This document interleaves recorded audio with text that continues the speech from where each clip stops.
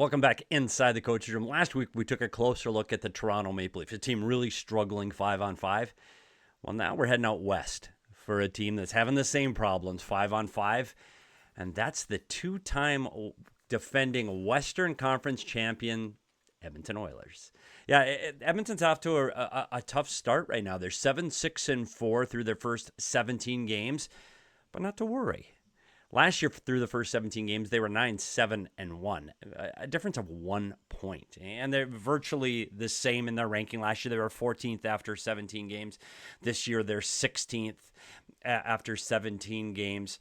And we know how they finished the year. So this is an Edmonton Oilers team that can correct these issues, even if you can call them that. Right now, they're really struggling, and they're struggling 5-on-5. And if you go to their stats right now, goals for 5-on-5, they're 29 goals, which puts them 23rd in the league. This is a team that's better than that. But last year, they had 32 and they were 19th. So similar. They finished 14th, 5-on-5 in goals for by the end of the season. So you know they're going to get their goals.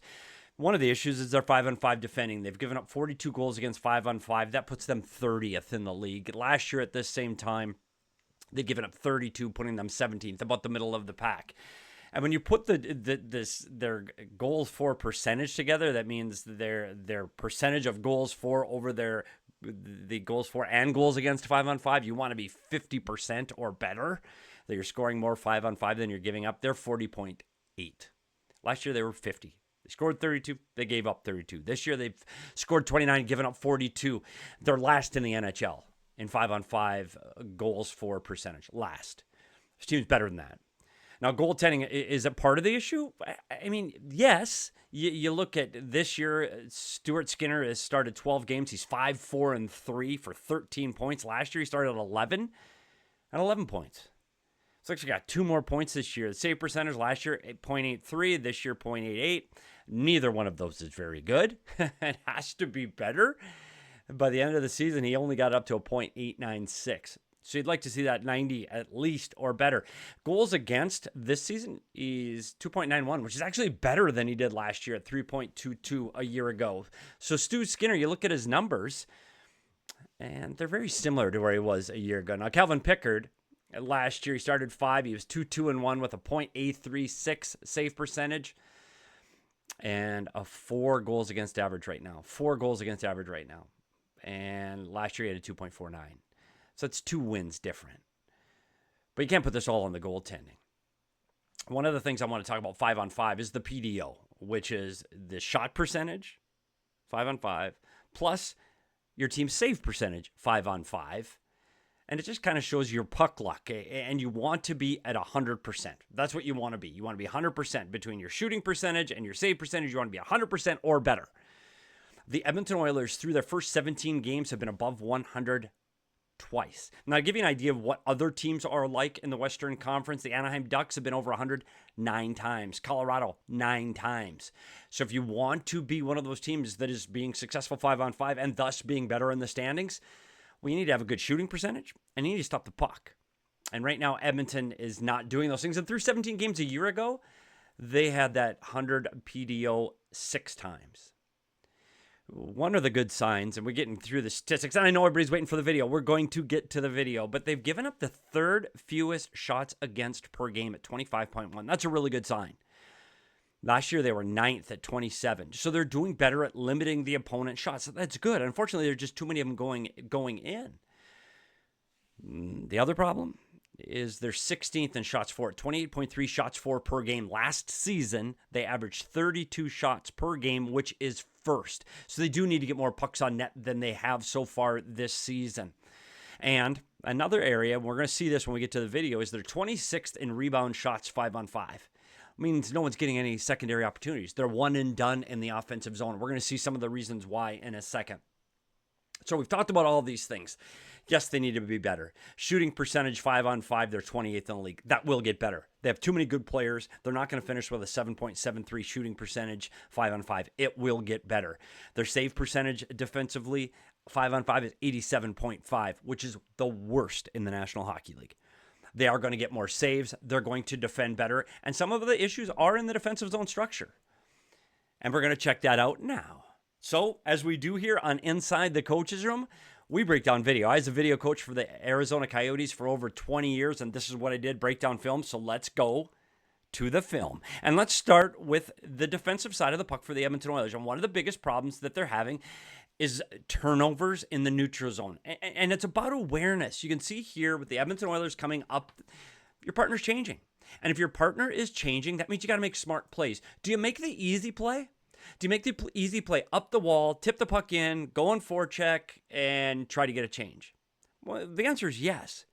But the Edmonton Oilers try to make good plays offensively. It's how they live. They want to make good offensive plays. So here you're going to see a stretch pass, trying to get a play through the middle of the ice, through two defending Vancouver Canucks, and trying to make the home run play all the way across the ice. Well, the problem with that is there's too many bodies in the way. And you turn the puck over, and now you're going back the other way, and you're changing. Like, you can't change until this puck gets over the blue line. The puck gets over the blue line, then defensemen can change. But you're tired, you need to get off the ice, they make a change, and now this player decided, instead of saying, hey, I see danger, they've got numbers coming, I probably should stay on the ice. No, I think I'll finish the change. And then Tomaszek back here, Tomaszek's got to make a decision. He looks and sees the race to the puck. Now, does he feel he can win that race? No, probably not. But if he can't win the race, he's got to do something. He's got to move his feet, and he's got to recognize danger, especially with the change going on behind. He's got to see that the Vancouver Canucks have a player breaking down the middle of the ice. He's got to at least take a stride to the inside. He's got to make a movement towards the inside, but he doesn't. Watch the puck, watch the puck, watch the puck, watch the puck, and there's the trailer, and it's in the back of the net. Now, would you like a save there? Maybe, but it's a breakaway. So you got to defend the middle of the ice. And we talk about that turnover mentality and thinking offense first. Here they are in transition. Edmonton Oilers in transition against the Dallas Stars. You're getting up the ice, and there's Leon Draisaitl making the play through the middle of the ice. And, by the way, Leon Draisaitl is side by side with Mikko Rantanen. Draisaitl leads all forwards in turnovers at 5-on-5 for the Edmonton Oilers. That's something he needs to get better at. You can see this here. The puck's turned over. They have full possession of the puck. So let's watch Draisaitl. Where's Draisaitl go? The puck turns over, and it's going back the other way as all of the Stars, they're coming back in transition. They're trying to get back over to make this play beyond onside. There's Rantanen, and there's Draisaitl. Again, thinking offensive side of the puck. So by the time it gets to the blue line, it's a 3-on-2 going back at the Edmonton Oilers. And I want you to look at the trailer. There's Mikko Rantanen driving the net. He ultimately gets to the goal. They misplay the 3-on-2, but there's Draisaitl coming back into the zone. He was side by each with Rantanen. He's the last player back in the zone. Sometimes the Edmonton Oilers are thinking offense when they need to be thinking defense. It's a mind shift. It has to be better at being able to defend. And we go to the offensive zone. Again, aggressive. They want to get on the puck. They want to create a turnover. When you're aggressive here, it's got to be like a rotating wheel. Then you got to get support coming back. You got to get some help. You got to get some help over top so you're thinking defensively. So you got everybody trapped down below. The puck comes up the ice. Here comes the Colorado Avalanche. And not only just the Colorado Avalanche, Nathan MacKinnon. Dude's fast. So what do you got to do? You got to stay above him. If the forward can't get above him, then guess who has to? The defenseman. And this goes back to the mentality of you want to create offense and you want to be on the offensive side of the puck and you're going to take risk reward. So here's Wallman. He goes in pinches and big surprise, all the players are behind the puck. Puck turns over, and it's going back the other way against one of the fastest players in the National Hockey League. MacKinnon puts this one in, and another goal against 5-on-5. Another deep pinch. When you see numbers, it's about risk-reward. They want to be keeping the puck in. They want to be offensive, so Bouchard dives in. But again, we talk about the numbers. All he sees is blue jerseys. The white jerseys are down here. Can't go. You can't pinch. And when you do pinch, you give up a 2-on-1. Now you leave your defensive partner in the lurch here, and he's got to stop this pass across. That's his job, only job. Leave the shooter to the goalie. He misses the pass across. And again, 5-on-5 against. And another frustrating part for the Edmonton Oilers fans is the performance of their top defenders. Offensive defenders. And here's Bouchard again, who just went in on that bad pinch. Again, he's thinking offense. His partner pinches. And so what's your play? What's your play? The puck turns over, and the puck's right in front of you. You got to make a play. You have to make a play. Stop, dig in, make a play. Bouchard doesn't. Puck fumbles on him, bounces over his stick, and again, your top offensive defensemen are making these poor puck plays. And I know I got to give him a little benefit of the doubt. The puck's bouncing. But here he is again. Puck play. Look. Tries to make a play to his partner. Not aware of the danger coming up through the middle of the ice. Bouchard, turnover. Puck back the other way. Another goal is against 5-on-5. Bouchard again. This time it's one of the bad luck things. Look. Make a play. What's the play here? And I know there's a lot of defensemen here watching this. What's the play? Well, the Edmonton Oilers want to play fast. They want to get the puck up and they want to play fast and they want to get back on transition. But sometimes that's not the play. New York Ranger defender has a stick to this side. There is an easy play here. And the easy play for Bouchard to make right now is just get the puck to your partner. Let your partner make this good play. Or look at all the ice the partner has. Take it to the partner. Take some ice. And then see what happens. But Bouchard doesn't. And here's some bad puck luck. Hits off the linesman. And again, with all the forwards going one direction, Bouchard's got to make a decision. You made a bad pass. It bounced off the linesman. It's bad luck. I understand that. But you got to do something now. You've got to recognize, okay, this puck is turned over. I know it's turned over. I know it's stopped there. I know they're going to get to the puck. I've got to protect the middle of the ice. I have to defend. It doesn't stand still. Stand still and now give up another goal. So even though you make a bad play, you've got to recover and find a way. And it's not just Bouchard. Here's Darnell Nurse. And again, thinking offense. This team giddy-ups and goes, and they want to be offensive. But again, it's a puck that goes off the linesman. Now, yes, it's bad luck. I know it's bad luck. And it's unfortunate that the puck goes back the other way on the Edmonton Oilers. But here's the problem. They're changing again. And you can't change until the puck goes over the blue line. They do. And another puck in the back of the net against the Edmonton Oilers. And again, it's a bad puck play by Darnell Nurse. Puck here. And again, just breathe. Take a second. Make a good play. Puck bounces at him. Why? Well, here, look. Making a line change. Even if this puck gets through, now what? 1-on-3? Bring the puck back. Allow your forwards to change. Make a good play and go up the ice. But again, now the puck gets bumbled. The puck comes back. Eventually comes back at the net. And another goal you'd probably like to have back, and that one's in the back of the net, all from a poor puck play by Darnell Nurse. Here's Darnell Nurse in the defensive zone. Puck's going to come to him. And again, it's about danger, recognizing danger and feeling danger. Now he's got to make a play. Let's make a play. Make a play, make the easy play, sticks on the inside, make the play. He doesn't get it through the sticks of the Montreal Canadiens, and unfortunately, the Montreal Canadiens are on the inside now. Edmonton Oilers forwards are gone. They're looking for the offensive play. They have full control. They want to make that stretch play that they're so accustomed to and get the puck up the ice quickly. They don't. They turn the puck over. Montreal is on the inside. And again, giving up another 5-on-5 goal. But it's not just their defensemen turning pucks over. You hope that comes. And Oiler fans, you're going to see that from Nurse and Bouchard. That's what they are. They're looking for offense. That's part of their game. You hope by the end of the season that the positives outweigh the negatives. But here's a structure and a system problem. Here is the low forward in the zone. Now, when the low forward makes the puck and the puck goes low to high in the zone, what is his job now? Well, that's the player he checked into the boards. And most often we say you got to take your check back to the net.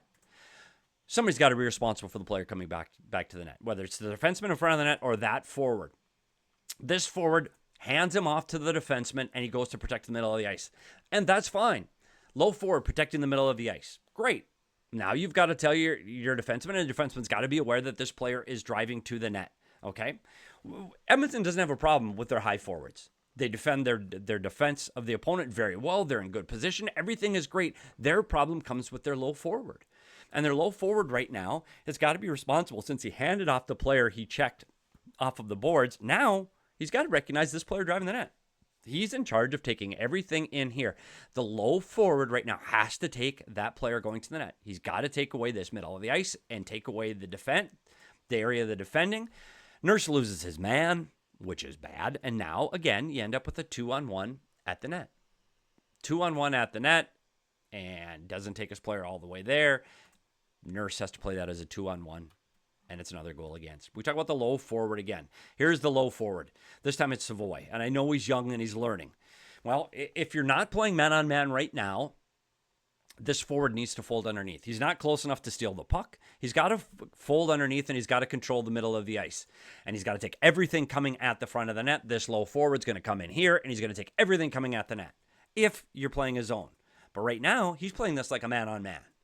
And he's sticking with the Montreal Canadiens forwards, and no one's taking this middle ice. And again, we talk about the high forwards doing a really good job defending the players at the top of the zone. They're defending the defense very well. Now, as the puck comes down, you'd like to see Wallman aggressively close this up, get a stick on puck instead of having your stick in the air, close this play off, and the play is over. But he's slow to the puck, and he allows the Montreal Canadiens to go to the back of the net. And now here's where the decisions need to be better. Now, I don't know if this is system play, they don't practice this enough, or they don't know, but there's too many of these what do I do situations. Now, does he follow this player? If he does follow this player, then Nurse has got to take the front of the net. If he doesn't follow the player and returns, now Nurse has to go. But there's so much indecision with the Edmonton Oilers in the defensive zone, not knowing what to do and who to take. Now, Nurse is protecting the blue paint. Does he need to go to the puck? Well, yeah, the player's below the goal line. Go. And by the way, it's time to start looking where Savoy is.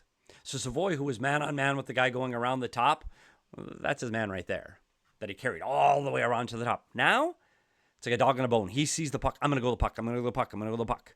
So he chases the puck down, leaving the man driving to the net to his line mate. And that line mate, where's he supposed to be? Well, he's supposed to be covering the point.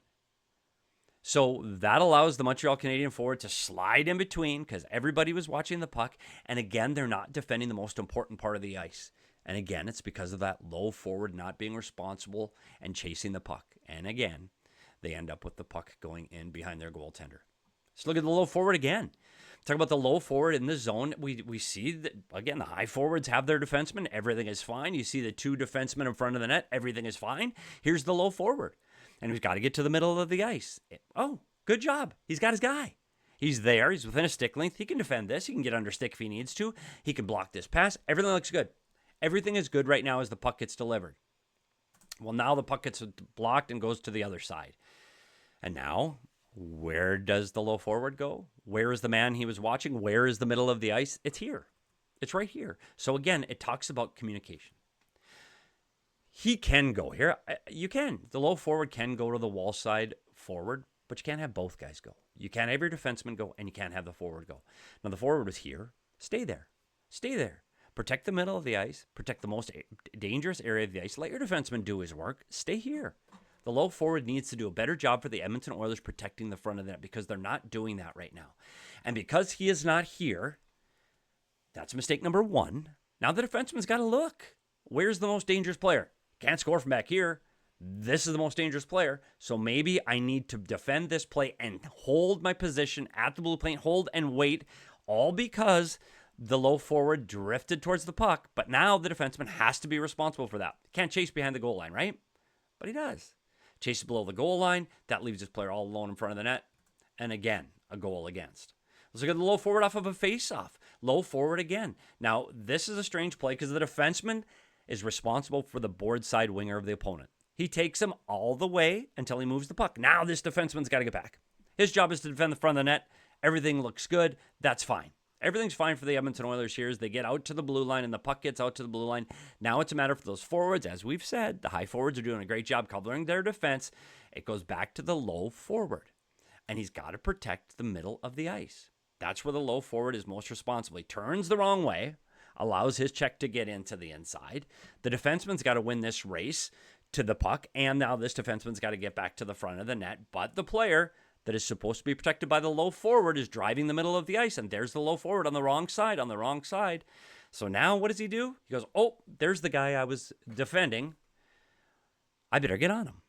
The problem is he should have that player off to the defenseman, or they got to communicate. Communication is the key here. Communicate. Say, you got him, you got him, you got him, and then he'll hold the front of the net. Or I got him. But instead, how about we both got him?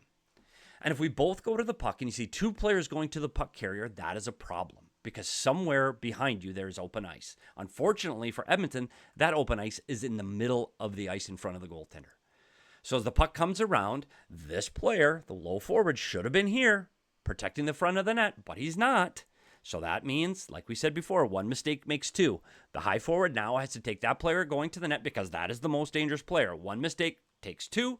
He should be out here covering the point, but he's not. That allows this point shot to have all of this room and even points. He goes, hey, I got to get out there. You guys get back to the front of the net. I've got to get out there. Well, he gets to his point, and there's the low forward again. The low forward doubling up. The low forward has been chasing the puck in all of these clips. The low forward has to, at some point, be defensively responsible in front of the net because, as we've seen over and over again, that leaves the front of the net open. And when you leave the front of the net open, you give up scoring opportunities.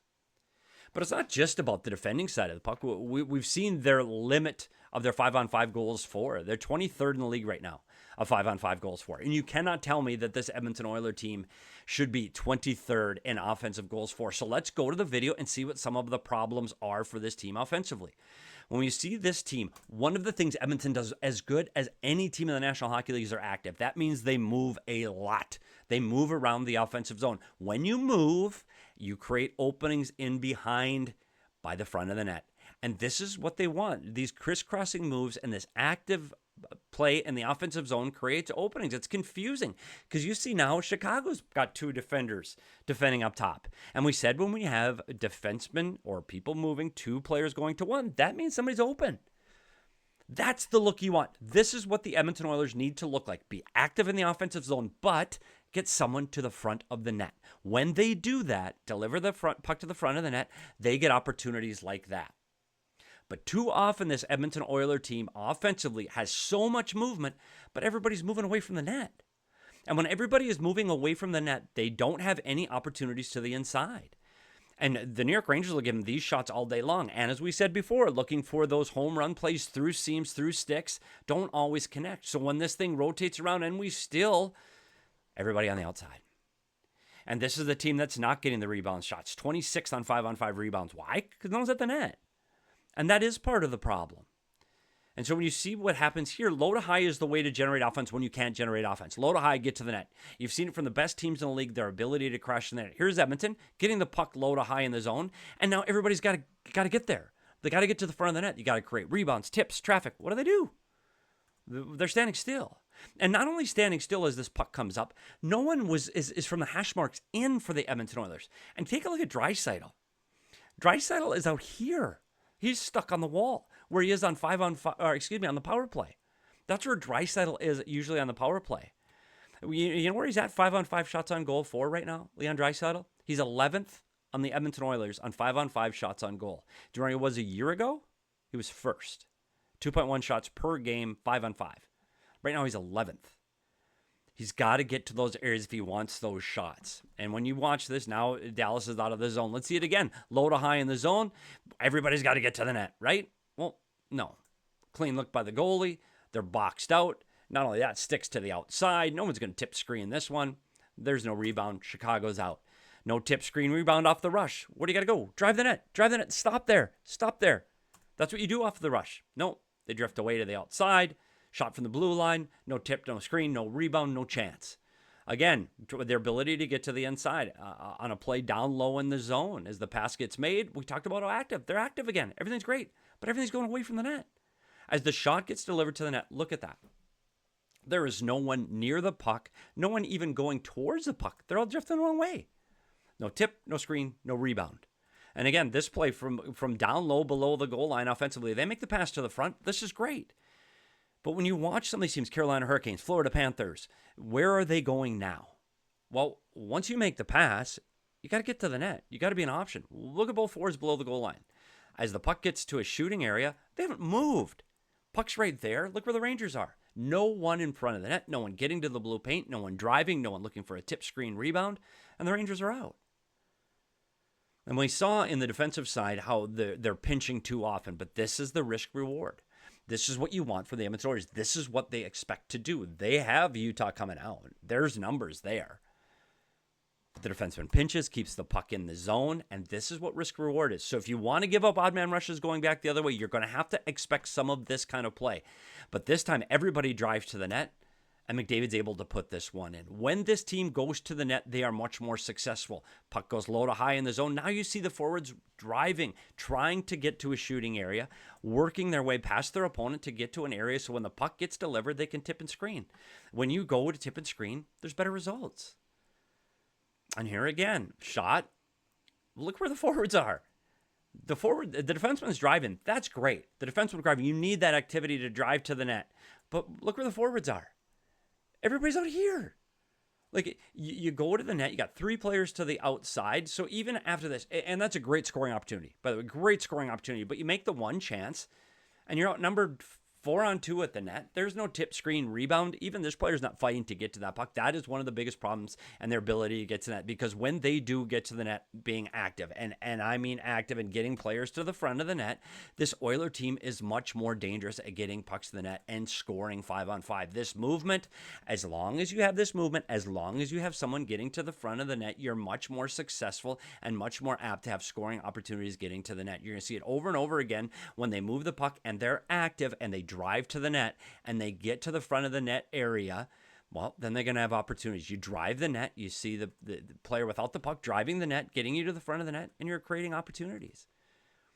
But we talked about Leon Draisaitl. Here's Leon Draisaitl at the beginning of the season. I will tell you this, Draisaitl is one of the issues offensively, because 5-on-5 last year in the first 17 games, Draisaitl had 10 goals. And look at him. This is at the beginning, earlier in the season, when he goes to the blue paint and gets around the blue paint. He's a dangerous, dangerous player.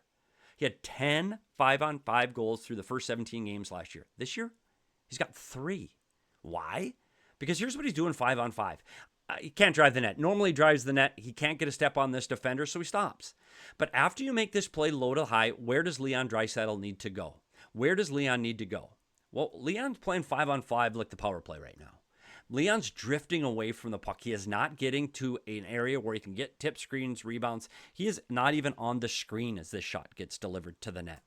He's drifted way to the outside, where you can't get those opportunities from there. And he's not taking opportunities to shoot. So here comes Leon Draisaitl. Here's Leon Draisaitl, one of the best shooters on the team, one of the best goal scorers on this team. He's got an opportunity to drive the net more and shoot, but he doesn't. He defers, makes the pass. And I'm sorry, if he was passing to himself, and Draisaitl is taking a shot from here, that's a shot that can score. But he's not passing to himself. He's got to take those opportunities. You're going to see him again driving the middle of the ice. Here he is again, middle of the ice. He's got to find a way to fight this off and get a shot at the net. But again, he doesn't, and he defers, and he puts it to a player in a much tougher position to score. And we talked about his drifting. Here he is again, off of the rush, 5-on-5, and instead of going to the net, he looks, he sees the defenseman's wound up. He's ready to shoot. He drifts away. But he's got to drive the front of the net here. Your defenseman is shooting. He ends up over here. You got to get to the front of the net. That's part of the difference. He hits 10 last year, and he doesn't get that this year. Here he's again drifting, and it's all about this power play position. He's so accustomed from scoring down here that's where he automatically goes. But he's got to get to the net, because if he is at the net here, this rebound comes right to him if he's driving the net. But he doesn't. Chicago's out of the zone. But you want to see what it looked like last year? Here's Leon Draisaitl in the first 10 games last season, driving the net, getting to the net hard. Here he is last season. Doesn't drift away. Doesn't look to get to the wall. He goes to the front of the net. And when he gets to the front of the net, he's got an opportunity to score. But one thing about the Edmonton Oilers that you know it's not going to last forever is because they have players like this. They have Connor McDavid. And when Connor McDavid's on the ice, he makes things happen, and things are going to be fine in Edmonton. Edmonton had the same start a year ago, and they ended up in the Stanley Cup final. Why? Because they have speed like players like McDavid. They stretch the zone like this. They play fast. They get the puck up the ice, and they have offensive opportunities like this. This is who the Edmonton Oilers are. They play fast. They take advantage of a bad change on their opponents, and they get pucks at the ice quickly. But yeah, they're running into good goaltending. But they're not going to start all of this. Their shooting percentages down. Here's Draisaitl driving the net, no goal. McDavid driving the net, no goal. Their shooting percentage is going to improve as this season goes on. Players like McDavid and Draisaitl aren't going to stay snake bit for the entire season. They are going to score. As McDavid drives, he hits another post. The Edmonton Oilers are going to get better. Let's face it, the Edmonton Oilers are having a tough time starting off 5-on-5, both offensively and defensively. One can hope that the offensive side is going to take care of themselves, that the shooting percentage starts to increase, and they get better opportunities, and they start to drive the net better. Defensively, it's a matter of awareness. Turn the puck over much less. They need the better players to stop turning the puck over. But moreover, they need their forwards to take a defensive mentality in the defensive zone and stop thinking about offense first. Think defense first. This team was exceptional at defending in the Stanley Cup playoffs last season. By the third round, this team was defending as well as any team in the National Hockey League. So it's there, and they can do it, and you know it's within them. So keep an eye on the Edmonton Oilers as this season progresses and expect them to have better puck luck, expect them more goals 5-on-5, and do a better job as defending. Thanks for joining me as we break down this video. Make sure you subscribe to Inside the Coach's Room so you don't miss any of these deep dive videos as the season continues. I'm Petey, and we'll see you at the rink.